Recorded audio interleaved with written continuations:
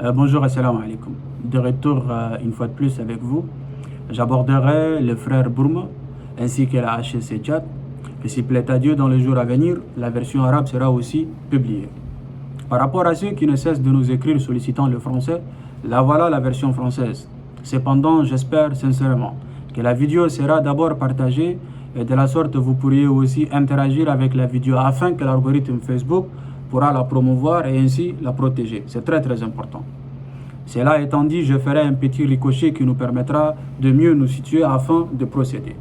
Pour ceux qui ne me connaissent pas, je m'appelle Asil Adoumenani Kharachi Hamad. Je suis le leader du mouvement militant pour l'éveil des consciences panafricaines et aussi le président du mouvement pour l'unité tchadienne et africaine.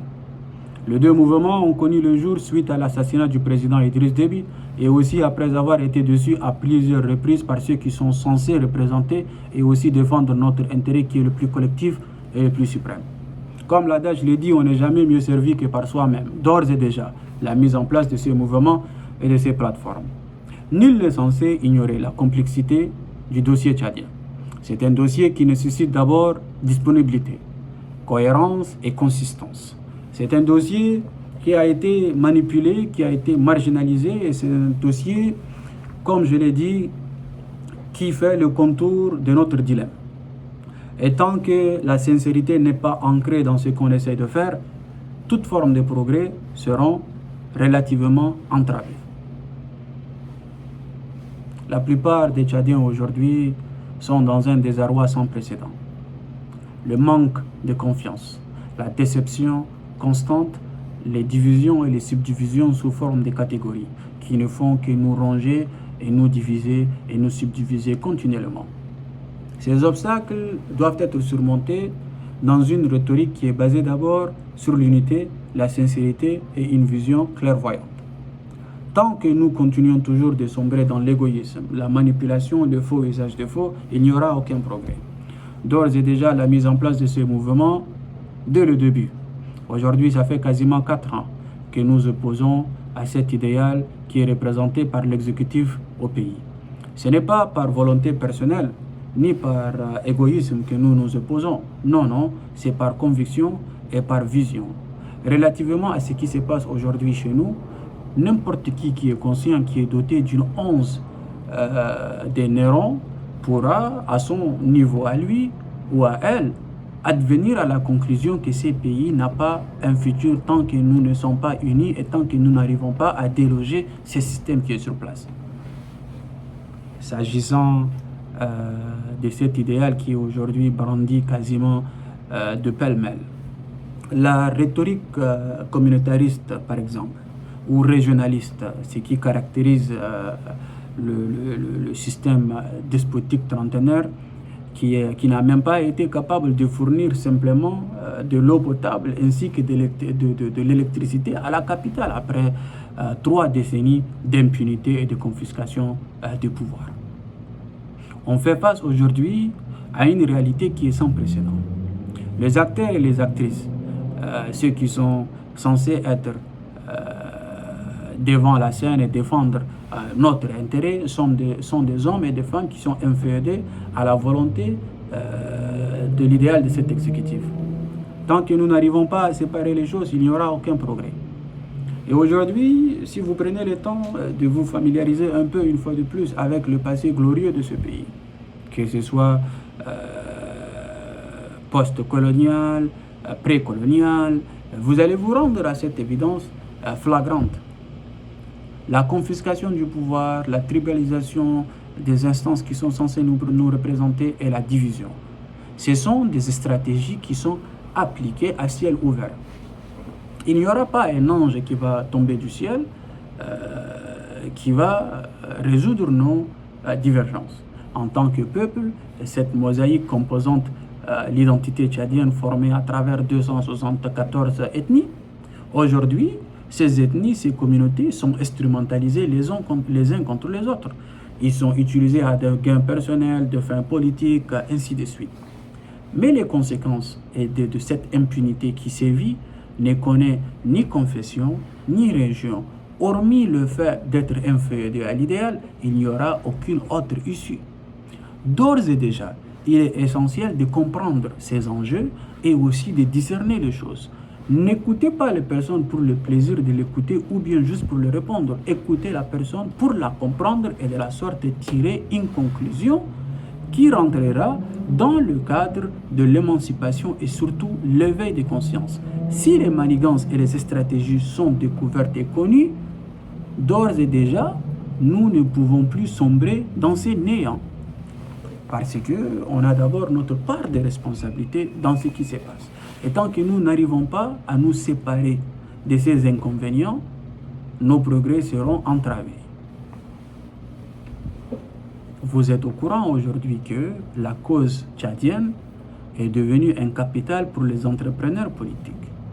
Quiconque pourra sortir pour crier justice au peuple tchadien qui se fait marginaliser, qui se fait diviser, qui se fait asservir, pour juste se faire écouter, inviter à la table. Et puis de la sorte, il aura une part du gâteau. Nous, nos vocations sont très très loin de là. On a une vision pour ces pays, on a un projet pour ces pays. D'abord, étant fils de ce pays et aussi issu des communautés, n'est-ce pas? On est d'abord obligé à défendre ces pays et aussi à représenter ces communautés qui sont instrumentalisées et utilisées à des fins politiques ou à des fins personnelles. Vous avez vu des opposants politico-militaires qui, certains d'entre eux ont sacrifié leur famille, d'autres ont sacrifié la jeunesse tchadienne, des milliers de jeunes ont été sacrifiés pour une cause qui est dépourvue même de consistance et de cohérence. Il n'y avait pas une vision à défendre. C'était des hommes, la plupart d'entre eux étaient opposés au président Idriss Déby Itno et à son épouse, l'ex-première dame Hinda Déby. Et aujourd'hui, ces mêmes hommes ont regagné le pays, ils ont mis la base de la monarchie. Le pays est monarchisé aujourd'hui. C'est à travers ces opposants, ces politico-militaires qui se sont dit que nous, on est la solution pour ce pays. Et c'est pour cela que nous sommes obligés, et nous sommes obligés de continuer sur ce chemin. Il faudra donner un espoir sincère et réel. La cause tchadienne n'est pas une cause communautaire, ni une cause régionaliste, ni une cause confessionnelle. C'est une cause nationale qui incombe tous les Tchadiens. Et tant que nous, en tant que peuple, on n'arrive pas à comprendre ces enjeux et on n'arrive pas à discerner les choses, on sera toujours utilisés les uns contre les autres. S'agissant des frères Bourma, je n'ai pas connu le reste. J'ai seulement connu Azen, Hissène Bourma, l'ex-TPG, trésorier PR général. J'ai connu leur grande sœur, la regrettée Fauzia, que son âme repose en paix. Ses frères cadets, en l'occurrence Ibrahim et Ousmane, personnellement, je ne les ai pas connus, je ne les connais pas. Mais quand Ousmane a été incarcéré, on avait demandé à ce que justice soit rendue et à ce qu'il soit libéré le plus tôt possible. Parce que peu importe leur proximité, leur passé, c'est des Tchadiens, ils ont droit d'avoir des ambitions, de s'opposer et de faire quoi que ce soit. C'est des Tchadiens comme le reste des autres. Cependant, s'agissant de Azen par exemple, Azen il est marié à la sœur cadette du président Mohamed Idriss Déby, n'est-ce pas? Il a 4 ou 5 enfants avec elle. S'agissant de son frère cadet Ibrahim, il est marié à la sœur cadette ou aînée de l'ex-première dame, n'est-ce pas? Ibrahim avait dirigé pendant des années et des années la SHT. Il avait même relocalisé le bureau de la SHT de la capitale tchadienne pour ensuite l'amener en Émirats arabes unis. Une impunité financière sans précédent ni contrôle. Ces hommes, ils ont été façonnés par le défunt regretté président Idriss Déby. Ni Azen ni son frère cadet sont des opposants au sens littéraire. Jusqu'à preuve de contraire, ils ne se sont pas opposés. C'est des Tchadiens, des hommes d'affaires comme le reste. Cependant, ils ont droit d'avoir des ambitions. Par rapport à leur frère Ousmane, par exemple, celui qui a fait la vidéo, qui s'est déclaré opposant et à travers un mouvement dénommé CDR, Conseil démocratique républicain, je ne sais pas que 3 mois. Ousmane, le colonel dans l'armée de l'air, Une fois de plus, lui, il était un chef de canton. D'abord, de un. De deux, je me suis posé la question à savoir, durant le règne du président Idriss Déby, il n'y avait pas une injustice, il n'y avait pas une impunité, il n'y avait pas la confiscation du pouvoir, la tribalisation des instances. Pourquoi aujourd'hui, c'est après avoir perdu les acquis que les gens commencent à s'opposer? Vous avez entendu cette chanson, n'est-ce pas, chantée par la plupart des acolytes de ces systèmes despotiques. La paix chèrement acquise, ils disent, ou la démocratie chèrement acquise. Ce n'est ni la paix, ni la démocratie, mais c'est plutôt les privilèges chèrement acquis. C'est chèrement acquis. Ils ont sacrifié leur sang, désolé, afin d'obtenir ces privilèges. D'ores et déjà, si une personne, un ministre, un général, un directeur perd ses privilèges chèrement acquis, soudainement, il devient opposant. Et soudainement, il sera en l'évidence que le peuple tchadien est souffrant, n'est-ce pas? S'agissant du cantonat, d'après nos recherches, et puis d'après les faits factuels, les cantonats se transfèrent de père en fils, et pas de mère en fils. Les Ousmane Hissène Bourma, d'abord ils sont des Bagirmi côté paternel, et ils sont des Arabes côté maternel, Arabes de Chari Bagirmi. Leurs frères, à travers ce qui caractérisait le pouvoir du président Idriss Déby, avait, une fois de plus, arraché un cantonat qui ne lui revenait pas du tout. Mais parce qu'il avait l'exécutif du président Idriss Déby, il a pris le cantonat, il s'est déclaré canton. Après avoir perdu ses acquis suite à l'assassinat brutal du président Idriss, soudainement, il a décidé, après 2 ans plus tard, il a décidé de s'opposer. N'est-ce pas? Il a déclaré que je suis un opposant et que le pays nécessite une liberté et je dois la libérer. Et j'ai un mouvement qui s'appelle Conseil démocratique républicain. Vous savez, je mettrai l'accent uniquement sur Ousmane Hissène Bourma. L'usurpation n'est pas un idéal. D'abord, Ousmane a usurpé le cantonat. Ousmane, il usurpe le mouvement Conseil démocratique révolutionnaire, il change révolutionnaire, il le remplace par républicain. De la sorte, il se croit plus intelligent que les autres. C'est comme si moi aujourd'hui je décide de mettre en place un mouvement qui sera dénommé transformateur Tchad par exemple, ou transformateur républicain. Transformateur le nom transformateur a été mis en place à travers des sacrifices, à travers une vision, à travers le sang qui a coulé. Assil qui est là aujourd'hui ne peut pas se dire qu'il est plus intelligent que les autres et puis je veux me donner un titre, changer quelque chose, ajouter une lettre et puis salam alaikum. On a vu, ce n'est pas la première fois. Il y avait eu de UFDT fondamental, UFDD je ne sais pas quoi moi, CDR Tchad que l'autre, Ali Ahmed Arabash, le frère cadet du regretté Assil, avait utilisé pour regagner N'Djamena et travailler sous l'égide du président Idriss Déby. Donc si Ousmane, il pense, parce qu'il était marié pendant 2-3 semaines ou à un moment donné à Hawa Ahmed Arabash, s'il pense que cela va lui permettre d'arracher le CDR ou quoi que ce soit, Ousmane il a tiré dans l'eau. Ousmane et le CDR c'est comme le ciel et la terre. Il faut qu'on soit très très cohérent et il ne faut pas que vous tordez les mots. Il faut que vous écoutez très bien ce que je veux dire. Si lui il pense, en étant marié à Hawa et aujourd'hui il a quelque chose de similaire au CDR, il pourra induire la jeunesse de la communauté arabe afin de venir adhérer à son idéal à lui, il a tiré dans l'eau. De un, de deux, Ousmane et le CDR c'est comme le ciel et la terre. De trois, ce n'est pas une cause arabe et ça ne sera jamais une cause communautaire ni shaitan au régime. On est en train de travailler afin de déloger ce système tribal et despotique et trentenaire. Ce n'est pas pour le faire remplacer par un autre système tribal, jamais de la vie.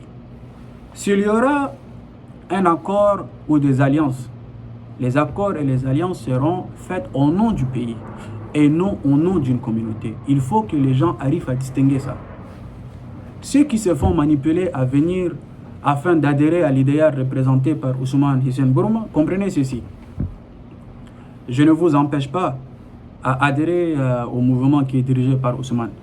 Adhérer à ce mouvement tout en sachant que ce mouvement n'a rien à voir avec le CEDER, de un. De deux, ce mouvement n'a rien à voir avec une cause arabe ou quoi que ce soit. Il n'y aura jamais une cause arabe ou une cause ethnique. Ça, il faudra très très bien distinguer les choses. De quatre, celui qui pense pouvoir induire cette communauté une fois de plus en erreur, il nous trouvera sur son chemin. Tu pourras être mon frère de la même mère et du même père. Si ton objectif est d'induire cette communauté en erreur ou cette jeunesse en erreur, tu me trouveras sur ton chemin. Ça, c'est une réalité et c'est une promesse et c'est un engagement qu'on avait pris devant Dieu et devant les hommes. Un engagement qu'on a pris devant Dieu et devant les hommes. Il n'y aura pas de demi-retour, il n'y aura pas de concessions ni de compromis. Il faudra que tout le monde arrive à comprendre et discerner ces choses. Si toi, tu veux te joindre à Ousmane Hissène Bourma, fais-le à ton nom à toi, mais ce n'est pas au nom d'une communauté. Et ça ne sera jamais au nom d'une communauté. Ok? Le reste n'est que distraction. Et la chose la plus essentielle, posez-vous la question à savoir qui a accueilli le mouvement de Ousmane Hissène Bourma dans la région de Darfour. Qui a accueilli ce mouvement? Ousmane Hissène Bourma, son mouvement, il travaille avec qui et contre qui? Posez-vous ces questions. Ce mouvement est accueilli d'abord à travers l'opposition militaire dans la région de Darfour, en l'occurrence soudanaise, les Mino Arkou et les autres, parce qu'il les avait rencontrés durant son temps à la présidence comme étant SG. Il est dans cette région accueilli par les éléments de Al-Burhan, protégé par les éléments de Al-Burhan et consorts. Et ils sont contre les forces de Himeti, qui sont les forces de soutien rapide. Nous, on a une cause qui est claire. Notre cause est d'abord et avant tout une cause tchadienne. On est des Tchadiens. Cependant, on partage du sang avec nos parents du Soudan. Malgré que c'est une cause soudanaise, on ne pourra jamais, au grand jamais, faire de concession à une personne qui s'oppose clairement à quelque chose que nous croyons. Ça, c'est quelque chose que nous ne pouvons jamais accepter. À son titre personnel, il est libre et indépendant de faire ce qu'il lui souhaite faire. Mais s'il s'agit de venir indexer une communauté ou bien induire la jeunesse de la communauté, ça, c'est quelque chose que nous ne pouvons jamais, au grand jamais, se le permettre. Par rapport à la HEC Tchad, dirigé par le docteur Ali Abdrahmane Hagar. Vous avez ce qui m'épate. Le grand frère Ali Abdrahmane Hagar, ce n'est pas une personne que j'ai connue à travers les réseaux sociaux, par exemple. C'est une personne que j'ai connue personnellement. Dans les années 90, c'est une personne que j'ai lu beaucoup de ses ouvrages. C'est une personne qui est issue de deux communautés qui ont façonné d'une façon ou d'une autre l'histoire de ce pays. Le passé, à travers les Ouattara et aujourd'hui 30 ans, les Arawa dirigent ce pays. Étant un intellectuel au sens littéraire, quelqu'un qui a toujours mis en avant dans ses écrits la nation, le nationalisme et l'unité, je trouve ça très très décevant et aberrant que des étudiants issus de son institution à lui, qui lui la dirige, se comporte d'une façon qui est plus que désolante. D'abord, l'environnement éducatif est censé être favorable et aussi un environnement qui doit être ancré dans des valeurs d'abord nationales. On va aussi socialiser les étudiants, les uns, les autres, à se découvrir, à apprendre la culture, les normes des uns et des autres, à se respecter et à se valoriser. On a vu dans les années début 2000 des conflits de la rue importés au sein des établissements éducatifs, que ce soit le lycée Liberté, CG1, CG2, un peu Jean-Paul Sartre. Cependant, je ne me suis pas attendu à voir ce genre de comportement, surtout d'une institution, une fois de plus, qui est dirigée par M. Hagar. S'il s'agit des étudiants qui ont violé une étudiante. Il s'agit des ressortissants de la HEC Tchad. S'il s'agit des cas d'intimidation, des ports d'armes, des étudiants de HEC Tchad. Aujourd'hui, on importe un conflit soudanais au sein de l'établissement en brandissant des slogans qui sont dépourvus même des cohérences. Cette mascarade doit cesser.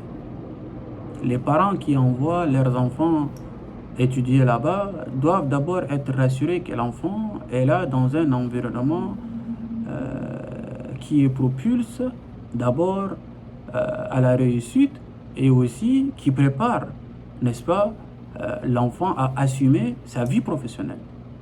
Mais si on continue dans ce désarroi, dans ces détachements et dans cette forme d'égoïsme et dans cette forme d'hypocrisie, on n'est pas en train de préparer la génération future afin d'assumer son rôle. On est en train de préparer des générations qui seront toujours basées dans la rhétorique de la division, de la haine, je ne sais pas quoi trop moi.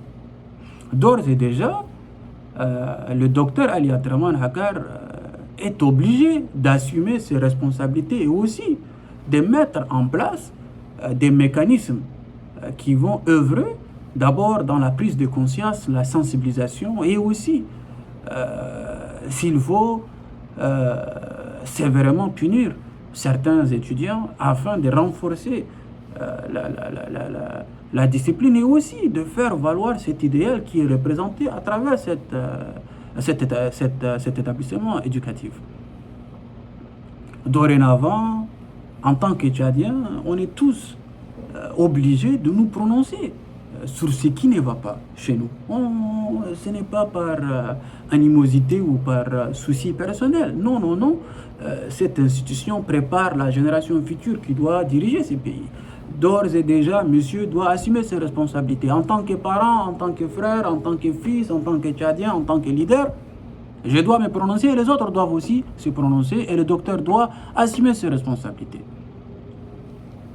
Cela étant dit, Inch'Allah, dans les jours à venir, on va aussi discuter d'une fameuse alliance apparemment qui existe entre la communauté bidéate, je ne sais pas quoi trop moi, qui cherche à signer ou bien signer des alliances avec les misérieux. J'avais éclaté de rire quand j'ai appris ces inconvénients. Soit on est là pour le pays, soit on n'est pas là pour le pays. Il n'y aura plus des alliances qui seront faites entre les communautés pour quoi que ce soit ou pour confisquer le pouvoir. Jamais de la vie, jamais de la vie. Vous avez induit notre communauté en erreur. Vous avez fait asseoir votre pouvoir à travers notre communauté. Cette fois-ci, c'est fini. Il n'y aura aucun compromis. Ni un chef de canton, ni un chef qui sont façonnés d'abord à l'image des colons pour servir l'intérêt des colons. Et aujourd'hui, ils sont en train de servir l'intérêt de l'exécutif qui est dénoué de vision et de cohérence. On ne va plus jamais les accepter. Que le message soit compris et qu'Allah subhanahu wa ta'ala apaise vos cœurs. On est ensemble.